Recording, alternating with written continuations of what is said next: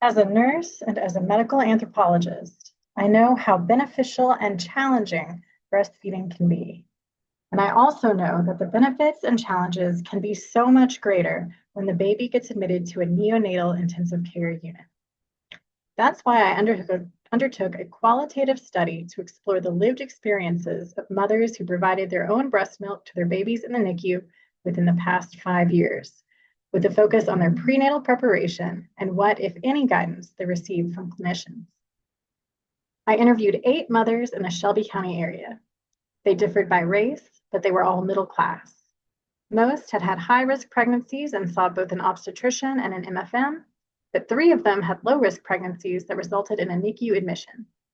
My main finding was that the prenatal preparation that these mothers received from their prenatal care clinicians differed by whether this was the mother's first pregnancy or if she had already birthed and breastfed a baby before.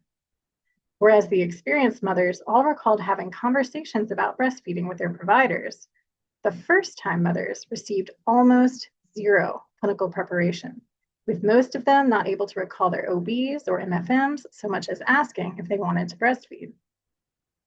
The composition of the mother's birth support teams also differed by experience and medical risk, with none of the high-risk moms, but all the low-risk mothers having a midwife, a doula, or both. The low-risk moms all described their doula or midwife either helping them to latch, or when the baby went to the NICU, helping them initiate pumping.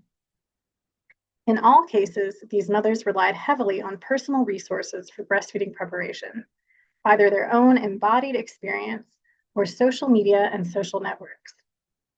Most of the first-time mothers got information from friends and family members experienced in breastfeeding.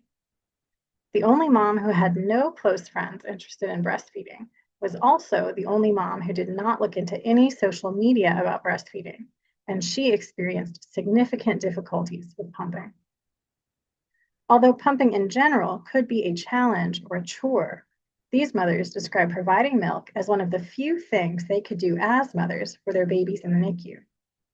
The ones who were able to start pumping early and effectively and on a regular schedule had the most success in terms of breastfeeding, especially with postpartum lactation care being generally hit or miss. Since this was a qualitative study, I cannot say how typical or prevalent these mothers' experiences were. In the future, I would love to talk to mothers in different socioeconomic circumstances and also conduct systematic surveys. I would also love to investigate conditions in the clinic that promote or prohibit breastfeeding education, especially for high-risk pregnancies.